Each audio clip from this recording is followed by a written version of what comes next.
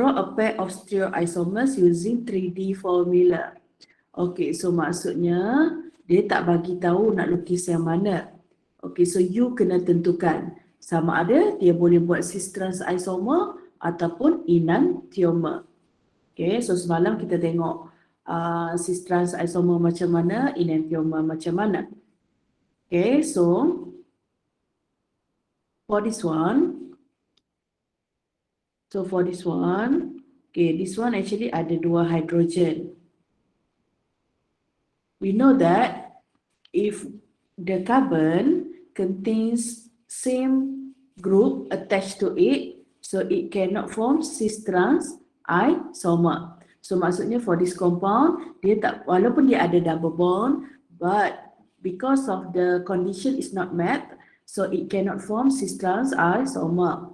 So kita cari ada tak chiral carbon. Okay, so ini bukan chiral carbon lah sebab dia double bond. Ingat, chiral carbon hanyalah untuk single bond sahaja. Okay, then we have this carbon. This carbon actually ada 1 hydrogen cuma tak tunjuk. So basically for this carbon, okay, we have CH3, we have OH, we have CH3, we have OH, we have H, and we have all of this. Okay, medium padam yang ni. Okay, so basically yang medium bulat 4 itu adalah 4 grup yang berbeza. Therefore, this is our chiral carbon. So, chiral carbon ni kita tahu dia adalah compound yang boleh buat enantiomer. Okay, so lukis mirror, lukis straight line, letaklah ni, okay, label mirror.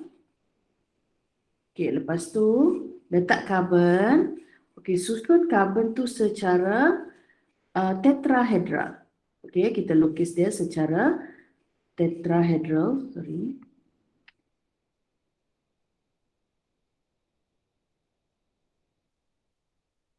Okay, dia mesti ada 2 line, 1 dash, 1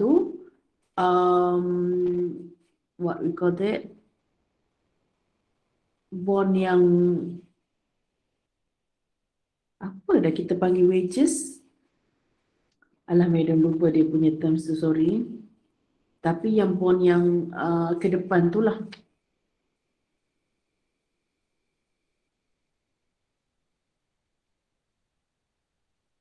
Okay, when I say enantiomer, dia tak semestinya exactly. Okay, so you have, apa yang penting adalah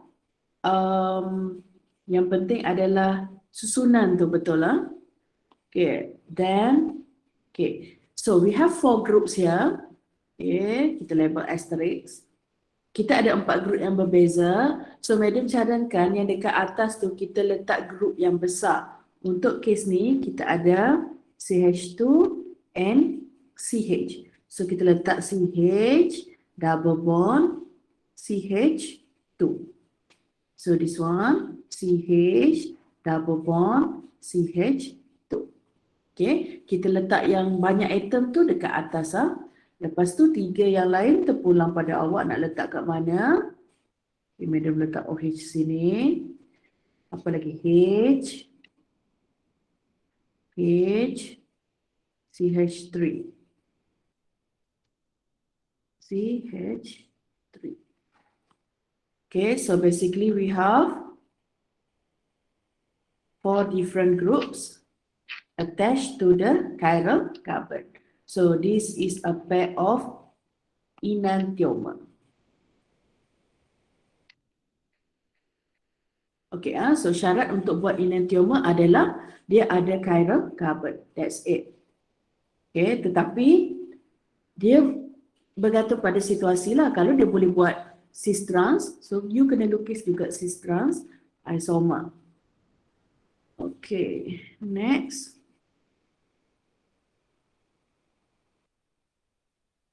Okay, next kita pergi pada chapter subtopik yang terakhir. Okay, kita pergi pada subtopik yang terakhir iaitu kita akan tengok what are the reactions inorganic compound. Okay, so first, all chemical reaction involve bond breaking or bond forming. So maksudnya untuk chemical reaction berlaku, dia sama ada bond is breaking or bond is forming. So untuk bond breaking, bond cleavage ni sama maksud dengan bond breaking.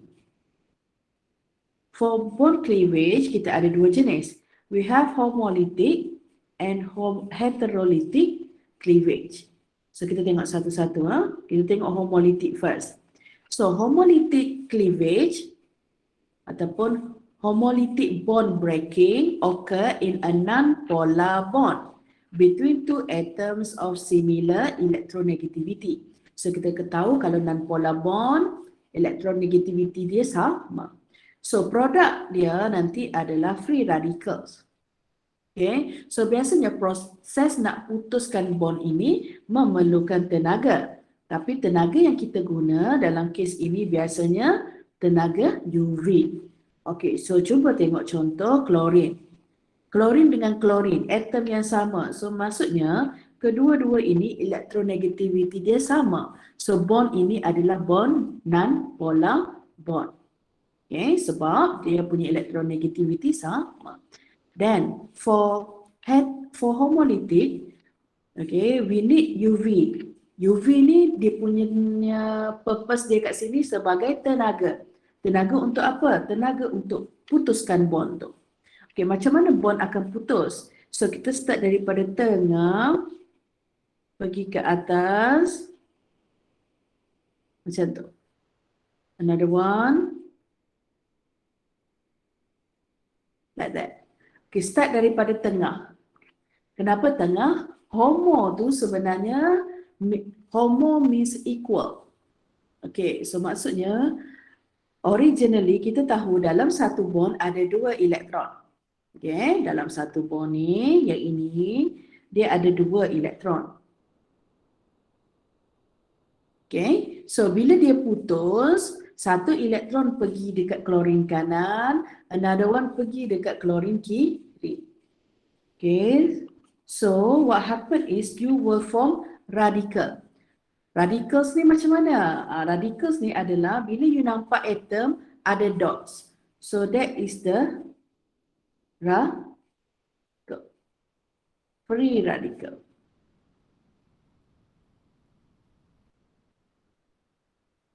Okay, arrow tu penting arrow tu penting.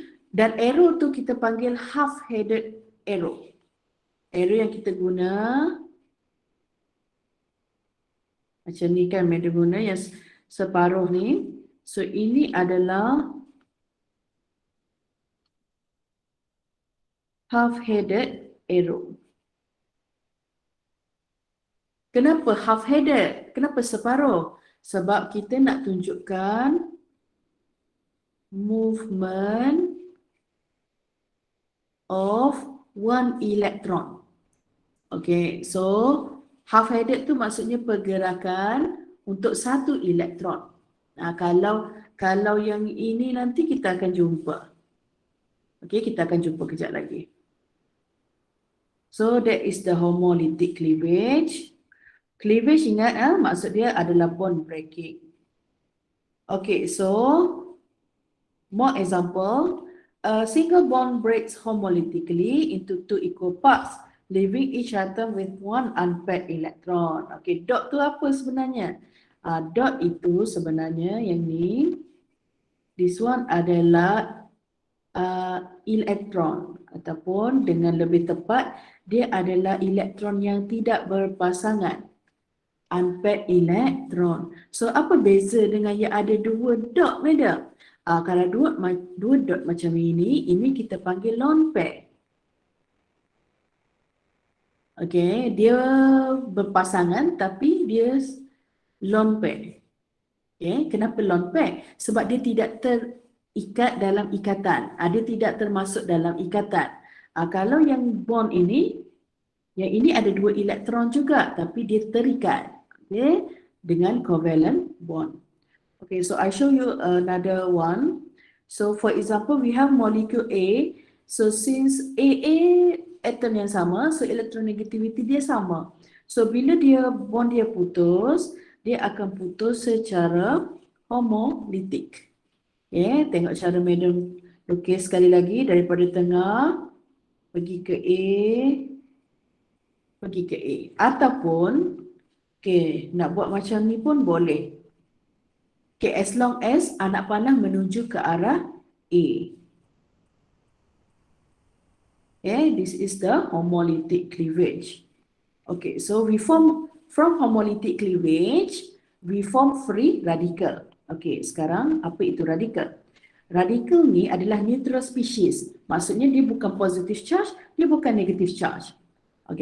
Dia adalah neutral species that contain odd number of electron, usually 7. It has single unpaired electron in one of its orbital. So chlorine dot H dot methyl dot, dekat situ maksudnya kita ada unpaired electron. So macam contoh kan, chlorine. Ingat tak masa kita belajar lukis Lewis structure dulu kan? So chlorine ni dia ada 7 elektron. So ingat tak kita isi dot dulu. Bukan 7 elektron, 7 valence elektron. So bila kita isi dot 4, 5, 6, 7. So maksudnya untuk klorin kita ada satu yang tidak ada pasangan. So inilah unpaired elektron. So macam hidrogen, sebab dia memang ada satu je. So that's why dia punya formula is H dot. That's the free radical. More example on how free radicals form. Madam tunjuk banyak ni, hopefully awak boleh lukis. So cuba tengok chlorine macam tadi ya. So in the presence of UV, this bond will break homolytically to form free radical. So macam mana dia akan form Cl dot plus Cl dot, ataupun boleh lukis 2Cl dot. Ya Anissa, ada soalan? Nisa ada soalan?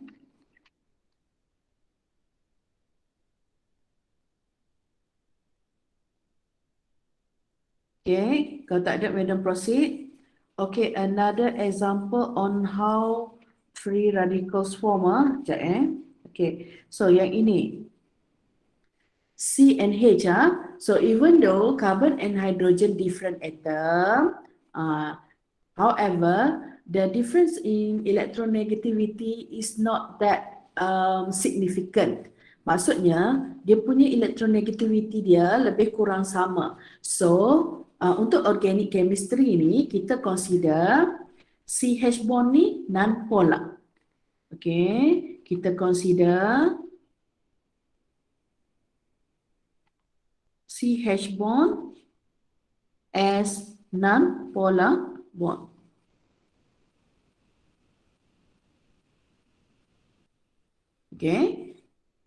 Kenapa? Sebab dia only slightly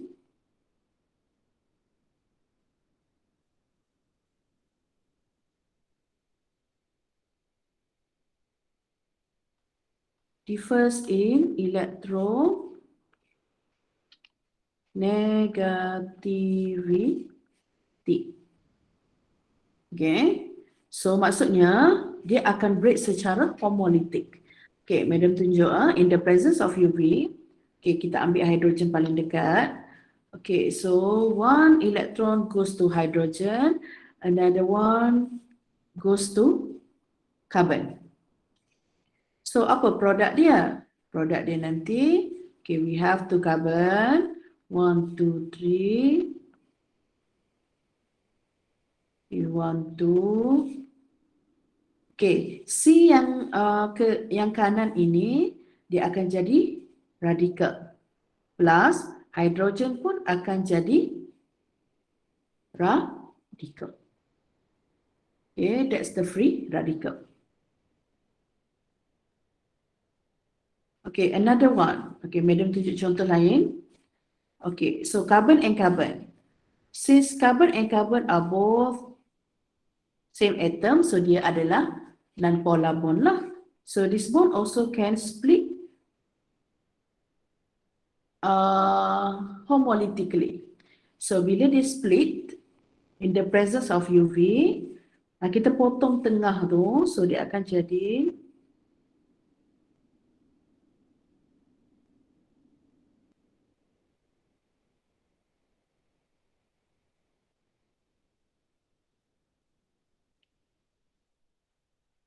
okay. So that's the radical form. Okay, that's the radicals that form from the reaction. Dia punya keyword adalah UV. So UV tu penting ah. Okay, next kita tengok heterolytic cleavage. Okay, dia opposite lah dengan homo. So heterolytic occur in polar bond between two atoms of different electronegativity. Okay, proses dia adalah proses di mana single bond breaks heterolytically. Both of the bonding electron are transferred to more electronegative atom and the product is cation and anion. Itu beza dia. Contohlah, okay, kat sini A is more electronegative than B. A is more electronegative than B. So bila dia split, okay, so kita tahu yang elektronegatif dia lebih tamak, dia lebih suka elektron. So dia akan steal the electron away from B. So cuba awak tengok, anak panah yang madam guna adalah anak panah fully headed. Okay.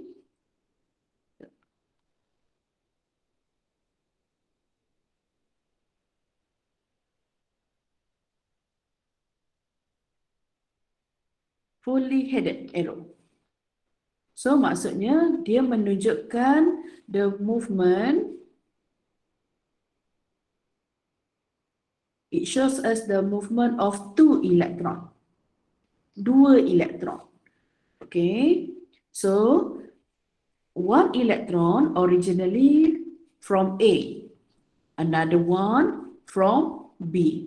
But for heterolytic cleavage, both of the electron goes to A. So maksudnya A tu gains extra electron. That's why dia jadi anion and B dia jadi cation. So sama situasi, kalau B is more electronegative than A, so maksudnya B akan curi dua-dua elektron tu. Okay, so anak panah daripada bond ke arah B. So kita akan dapat B sebagai anion, A sebagai cation. Okay, let's have a look at more example here. Okay, CH3OH. Okay, kita lukis expanded structure dia. C, kita ada 3 hidrogen. Kita ada O and kita ada H. Okey, dekat sini yang paling banyak Madam cakap dah tadi kan, Madam cakap apa? C dengan H electronegativity dia lebih kurang sama. So kita tak buatlah. So untuk heterolytic cleavage dia lebih kepada polar bond. So untuk kes ini kita ambil oxygen dengan carbon. So we know that oxygen is more electronegative than carbon. Okay, so bila dia split, oksigen yang akan ambil elektron. Okay, so anak panah daripada bond pergi ke arah oksigen. So the product is HCC. Okay, so siapa pencuri kita kat sini? Pencuri elektron sekarang adalah oksigen. So oksigen akan gain negative charge, carbon gain positive charge. Okay, so kita dapat cation here, and this one is anion. Okey, contoh lain. CH3Br.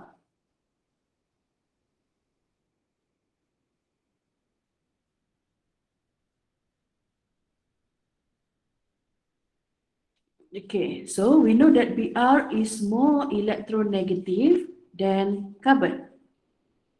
So, yang akan curi elektron dekat sini siapa? Bromin ke carbon? Siapa yang akan ambil elektron? Bromine. Okay, bromin. Good. So, dia pencuri elektron. So, dia akan ambil 2 elektron ke arah dia. So, produk awak adalah, okay, good. Thank you. So, produk dia adalah, okay, CH3 plus Br minus. So, kita dapat cation anion. Nanti kita akan jumpa ni kerap cation anion ni. Okey, so Madam harap sekarang you dah nampak beza macam mana apabila bond tu putus secara homo dengan bond putus secara hetero. Itu beza dia. Kalau homo, dia punya kepala tu half-headed. Kalau hetero, kepala dia tu fully headed. Okay, and the product also not the same. Homo dapat free radicals, hetero dapat anion and cation. Okay guys, so next. Okay, kalau you perasan, kita dapat cation tadi ada positive charge on carbon kan? Okay, selain cation, kita boleh panggil spesies ini sebagai carbocation. Sebab positive charge on carbon. So, kita akan tengok spesies ini ya. Kita akan tengok in details. So, apa itu carbocation? Carbocation is a very reactive species with positive charge on carbon atom. It is formed in heterolytic cleavage.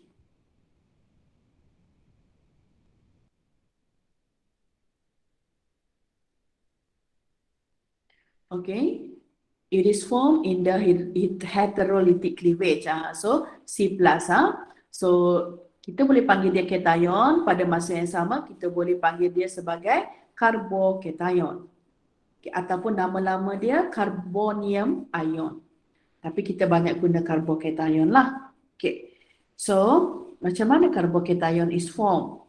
Okay, macam Madam bagi tahu tadi, when there's a difference in electronegativity, macam kes ini, chlorine is more electronegative than carbon, so chlorine will steal the electron, okay, from carbon. So dia akan dapat, you salin je balik CH3. Kalau dia bagi expanded, you salin expanded pula. You salin expanded. Kalau dia bagi condensed, kita buat condensed. Okay, C salin balik, cuma kita tahu C dah kurang elektron, so dia akan gain positive charge. Chlorine ada extra elektron, so dia akan jadi negative charge. Okay, so in this case, chlorine macam tadi lah is more electronegative than carbon, so the bond is polar. So dia bila polar, dia akan break secara heterolytically, and both of the bonding electrons are transferred to chlorine atom. Okay, so that's the concept of, that's how carbocation form. Okay, next is carbanion. Okay, carbanion adalah a species with negative charge on carbon atom. Dia terbalik. Tadi carbocation, sekarang kalau negative charge on carbon, kita panggil dia carbanion. Carbanion. Okay, so macam mana carbanion is formed? Okay, for your information, dia kadang-kadang dia tak letak halogen, dia letak metal. Okay, so if the metal is in the compound, so sebenarnya kita tahu metal ni dia ada tendency to lose electron. So untuk kes ini sebenarnya lithium is more electropositive than carbon. Okay, so I repeat, kalau ada metal in your structure, metal dia punya sifat adalah lose electron. Dia ada tendency untuk lose electron. So dia basically electropositive atom lah. So untuk kes ini, yang pencurinya biasanya halogen kan. Untuk kes ini, pencuri elektron adalah karbon. So that's why we have carbanion. Kalau awak tengok dekat situ, the product is C minus. Okay, and another product is Li plus. Okay, so that's how carbanion is formed. Carbanion. Okay, so for today, kita jumpa 3 benda. We have free radical, we have carbocation,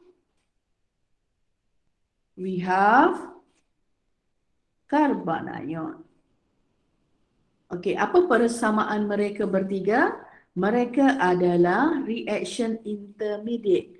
Maksudnya dia punya life, dia punya duration only short time. Maksudnya bila dalam reaction dia akan terbentuk kejap sahaja. They are unstable and highly reactive. Dia sangat-sangat aktif dan benda aktif ni biasanya unstable. Okay. So, kita tengok stability of carbocation, carbanion and free radical.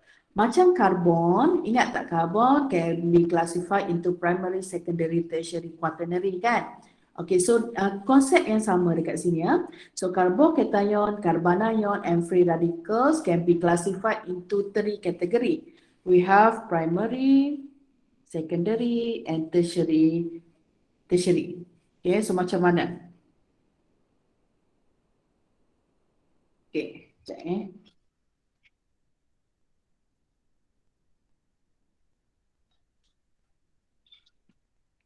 Sakit tekap cakap.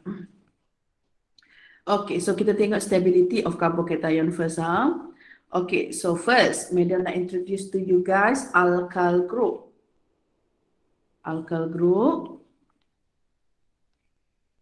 Alkyl group ni adalah electron donating group which stabilize the positive charge on the carbocation.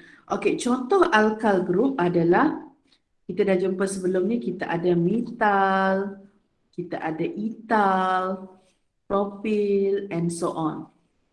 Okay, so alkyl group tu group yang ada carbon and hydrogen. So kita panggil dia alkyl group and mereka adalah electron donating group. So apa electron donating group buat? Mereka stabilize the positive charge on the carbocation. The stability of carbocation increase when the number of alkyl group increase. Okay, contoh kita ada CH3+. Okay, CH3+ yang pertama ni kita panggil dia metal cation. Okay, cuba tengok yang kedua sebelah kanan. Okay, bila kita ada satu alkyl group, R tu adalah alkyl group.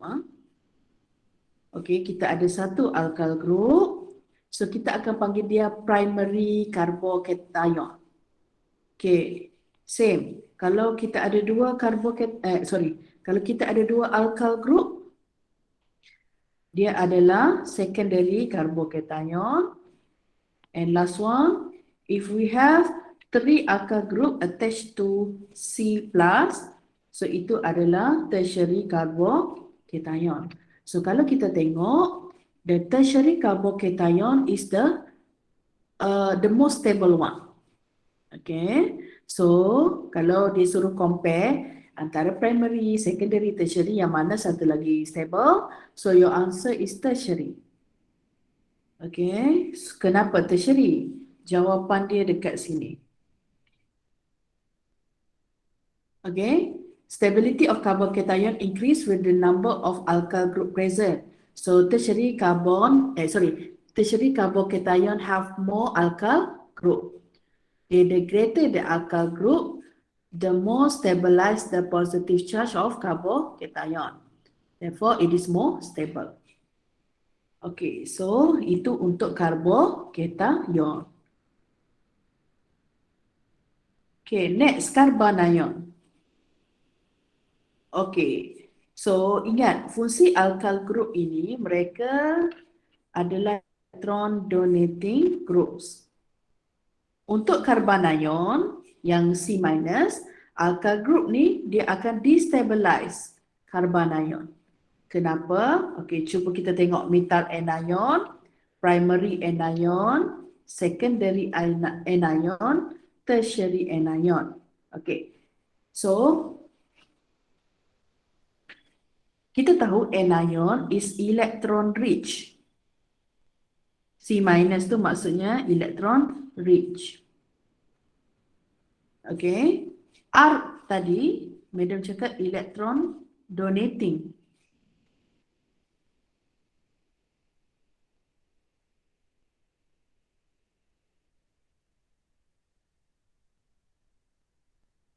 Okey, electron donating group.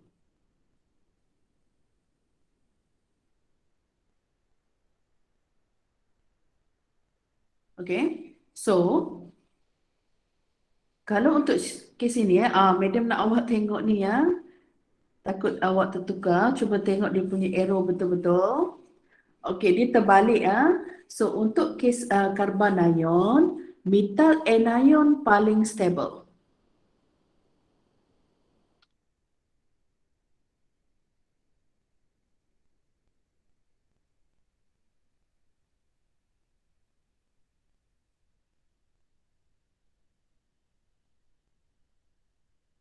Okey, kenapa? Okey, so you imagine macam ini ya. C- dia dah kaya dengan elektron. Okey, dia adalah electron rich species. Datang pula alkyl bagi elektron. So dia makin unstable sebenarnya. Okey, sebenarnya makin banyak elektron bukan menyebabkan benda tu makin stable. Dia macam overloaded. Okey, overload dengan elektron. So, compound jadi tak stable. So, untuk kes yang carbocation tadi, C+ maksudnya dia kurang elektron. C+ ni dia elektron poor. Sebab elektron dia dah kena curi tadi kan. So, bila datangnya R, awak anggap saja R ni macam penderma. Siapa? Abid Liu, angka kentang kan, famous. So, datanglah angka kentang bagi elektron. So, maksudnya C tu makin stable. Kenapa? Sebab dia daripada tak ada elektron, ramai yang bagi elektron dekat dia. So, dia makin stable bila ada banyak penderma. Okey, dia berbeza dengan anion. Anion dia tak nak banyak derma. Kenapa? Awak pernah nampak Alif Syukri dapat apa namanya? Alif Syukri pula. Yalah, Alif Syukri kan. Pernah tak orang bagi cederma kat dia? Tak ada kan? Sebab dia dah kaya. So macam tu konsep anion. Okey, awak jangan ingat orang yang kaya elektron ni dia nak lagi elektron. Tidak. Dia dah stable, dia dah macam tu. Okey, kalau lagi banyak penderma dia akan jadi least stable. Tak sebab Alif Syukri bagi ni. Okay, last one is stability of the free radical. Kita dah tengok stability of carbanion. Sekarang last one, kita tengok stability of free radical. Dia punya konsep sama seperti same as carbocation. Dia punya konsep macam stability of carbocation. So, the stability of free radical increases as more alkyl group increase ataupun banyak alkyl group free radical jadi makin stable. Okey, cuba tengok contoh. So this one is methyl radical.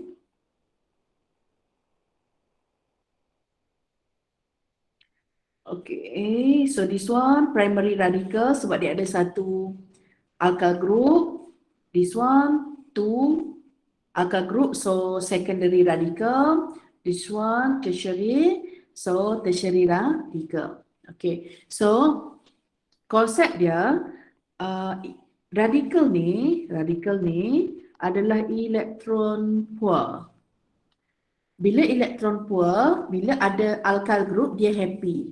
Sebab orang bagi elektron dekat dia. So, tertiary radical is the most stable. Okay. Yang meta radical tu least stable. So, konsep dia sama seperti karbokation. Okay.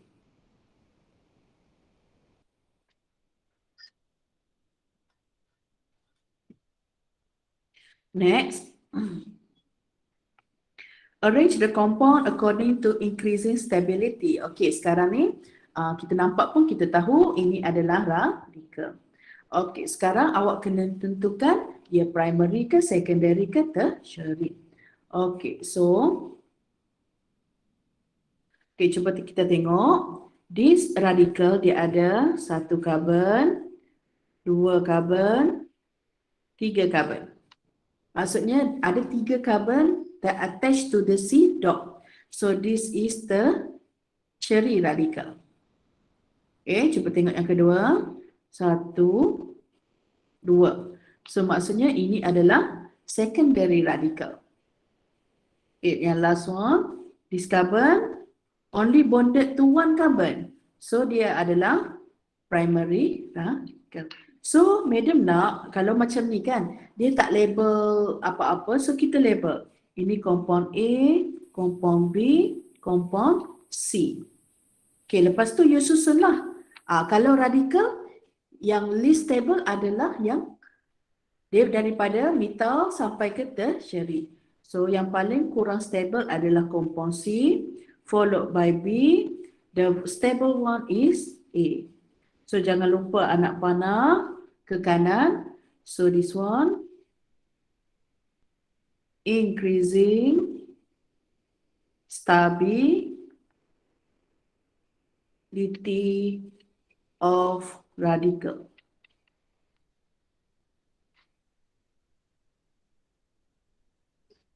Okay, so that's how we answer this kind of question. Okay, dia tak suruh explain so kita tak explain lagi lah. Okay, next. This one carbocation. Okay, cuba tengok yang ini. Okay guys, yang pertama ini primary ke secondary ke tertiary?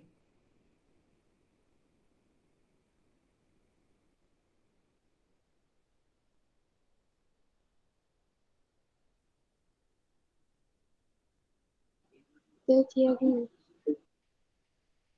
Okay, so this is tertiary carbocation. Okay, what about the second one?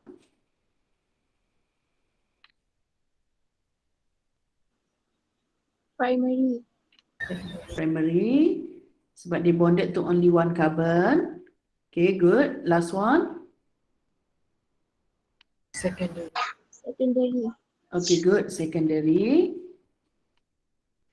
Okay, so you label siap-siap. Lepas tu yang compound ni pun kita label A, B, C. Senang kita nak refer. Nak label 1, 2, 3 pun boleh, tak ada masalah. Okay, so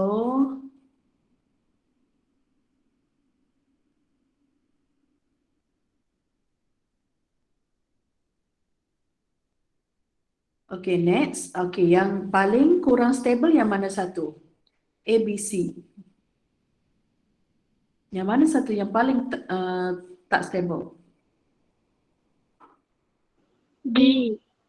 Okay, B followed by C. C followed by A. Okay. So this one, increasing stability.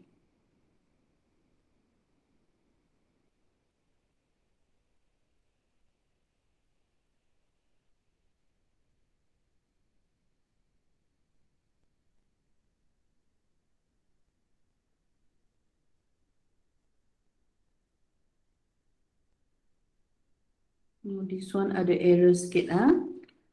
The bond is here.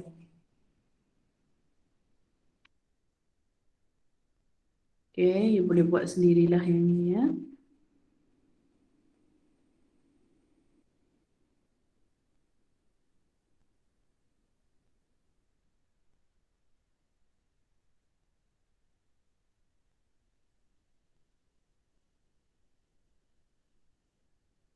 Okay.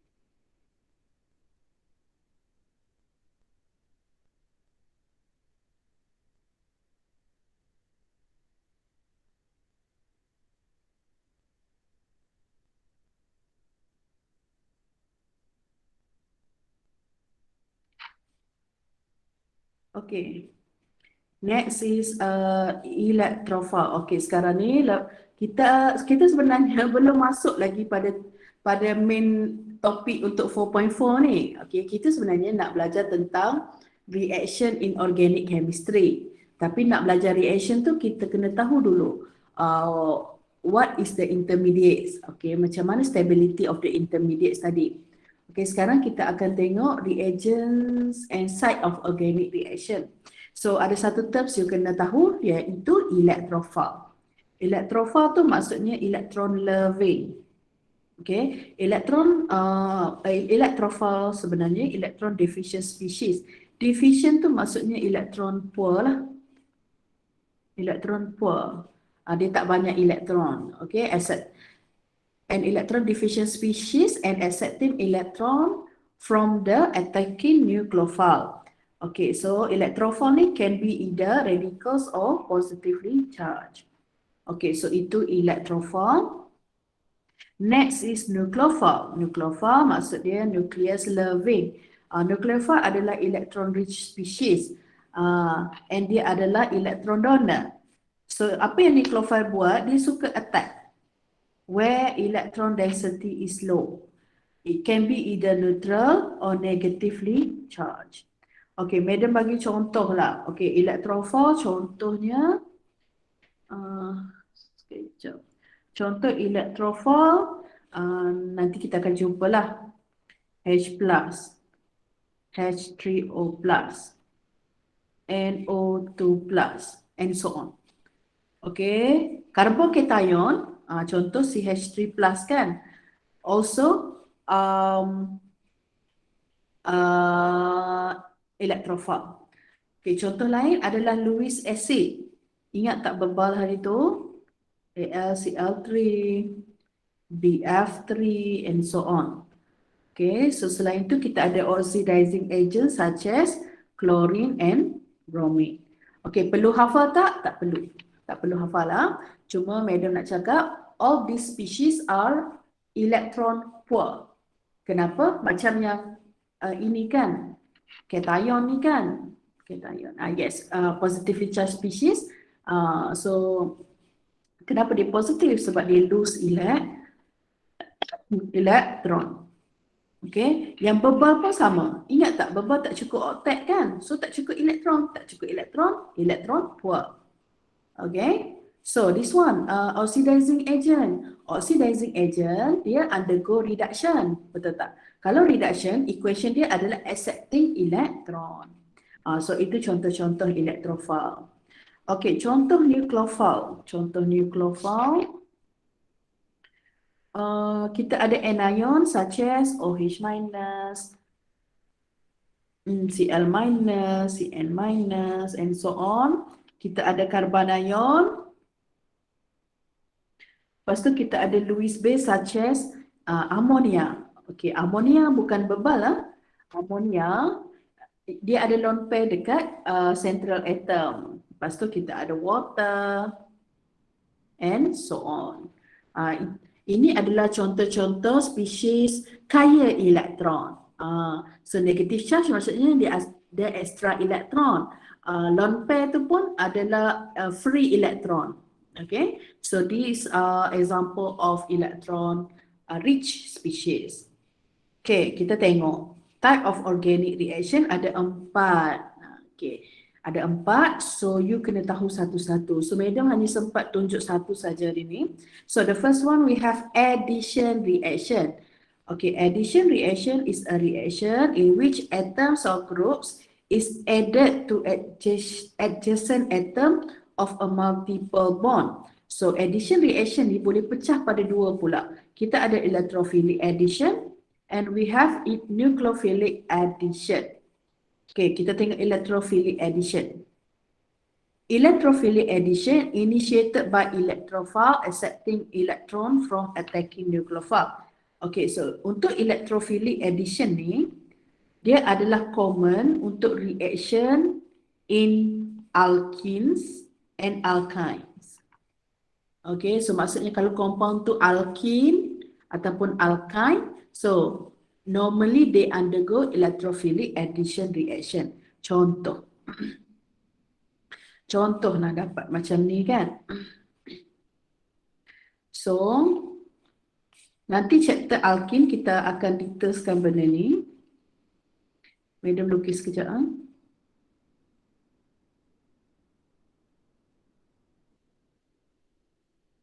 Awak nanti dalam assignment, dah boleh start tengok assignment.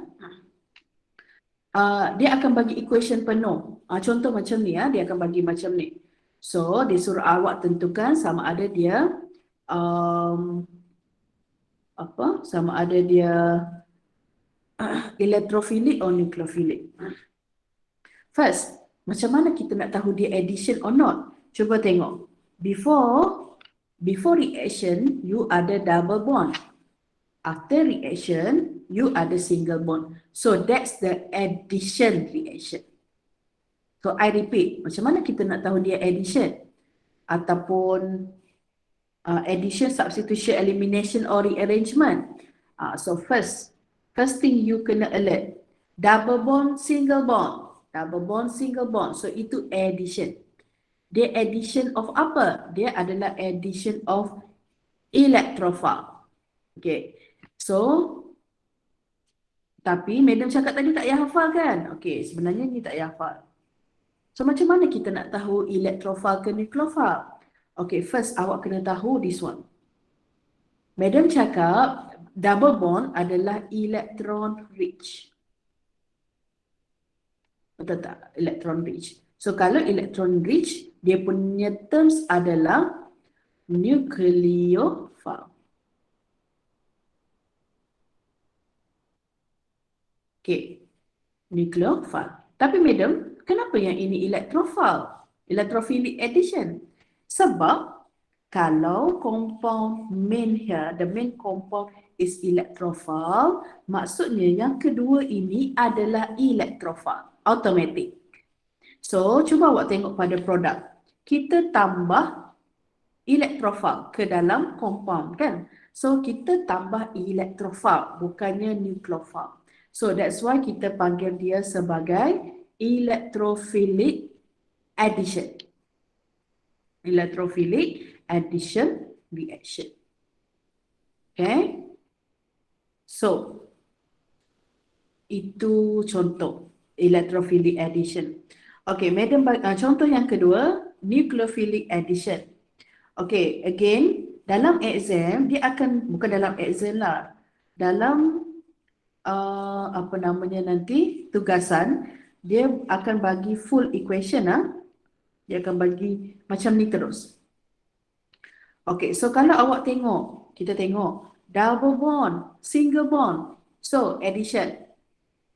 Okay, sekarang ni kita nak tahu nucleophile ke electrophile. Okay, you tengok dekat carbon. So, sekarang ni, we know that oxygen is more electronegative than carbon.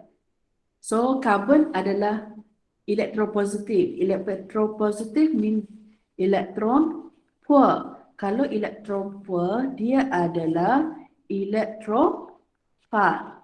So, automatically pasangan dia yang ini adalah nucleophile. So, yang ditambah masuk kalau awak tengok HNCN. So, yang ditambah masuk adalah nucleophile. So, that's why kita panggil nucleophilic addition reaction.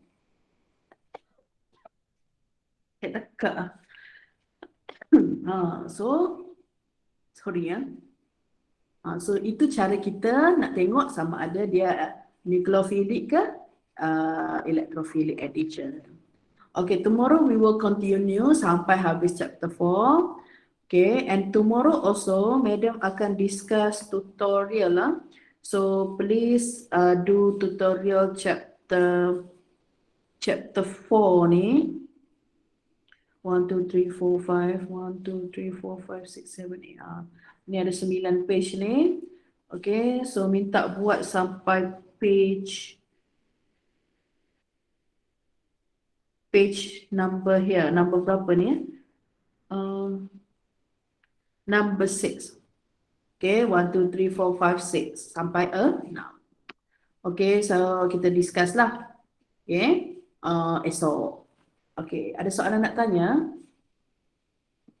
Kalau tak ada, Madam akan stop sini ya. So, sorry ambil masa.